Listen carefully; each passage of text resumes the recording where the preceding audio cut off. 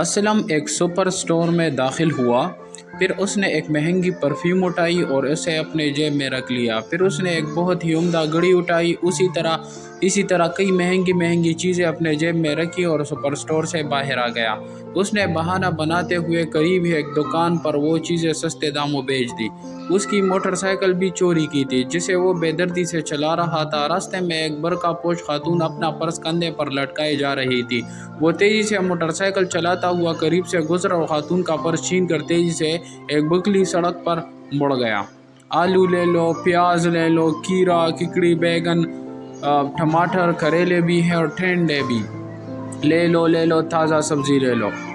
کرمو روزانہ کی طرح آج بھی آوازیں لگاتا ہوا اس گلی سے گزر رہا تھا کہ اچانک ہیلمٹ پہنا ہوا ایک آدمی تیزی سے موٹر سائیکل بھگاتا ہوا اس گلی میں داخل ہوا اور دیکھتے ہی دیکھتے کرمو کے ٹھیلے سے بری طرح ٹکرا گیا۔ آدمی موٹر سائیکل سے گر گیا، موٹر سائیکل بھی زمین پر پھسل گئی۔ کرمو کی ساری سبزیاں ابھی بکر گئی۔ کرمو چونکہ موٹر سائیکل کو دیکھتے ہی پیچھے ہٹ گیا تھا، اس لیے وہ محفوظ رہا، اور وہ اسلم تھا جو درد سے کرا رہا تھا۔ اس کی بائیں ٹانگ سے خون نکل رہا تھا اور دایاں بازو بھی بری طرح چٹک گیا تھا۔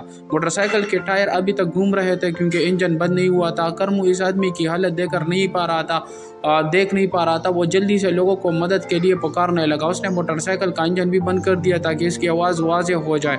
جلد ہی لوگ اس کے ارد گرد جمع ہو گئے، پھر سب نے اپنی مدد آپ کے تحت اس آدمی کو اٹھا کر ایمبولینس میں سوار کیا اور اسے لے کر اسپتال پہنچے۔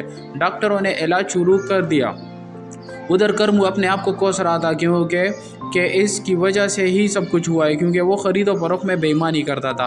اب اس کا خاصا نقصان ہو گیا۔ اس نے توبہ کی اور پکا ارادہ کر لیا کہ اب کسی کے ساتھ دھوکہ نہیں کروں گا۔ اسلم کی حالت بہت خراب تھی، اسے ایمرجنسی وارڈ میں لے جایا گیا۔ اس کی بائیں ٹانگ پر بہت گہری چوٹ لگی تھی۔ دائیں ہاتھ کی ہڈی ٹوٹ گئی تھی جس کی وجہ سے اس کا ہاتھ پورا ناکارہ ہو گیا تھا۔ اس کی جیب میں کئی ہزار روپے تھے، اسے اسپتال پہنچانے سے پہلے ہی کسی نے روپے نکال لیے تھے۔ موبائل بھی جیب میں ہی نہیں تھا۔ تھوڑی دیر بعد اسلم ہوش میں آ گیا، اس کا دایاں ہاتھ بھی کسی کا کام کا نہیں رہا۔ اب وہ اپنے آپ کو ملازمت کر رہا تھا۔ اس نے چوری کر کے جتنی بھی دولت جمع کی تھی سب ختم ہو گئی تھی۔ اس نے اپنا ہاتھ بھی گنوا دیا تھا۔ چوری کی سزا بھی تو یہی ہوتی ہے کہ چور کا ہاتھ کاٹ دیا جائے۔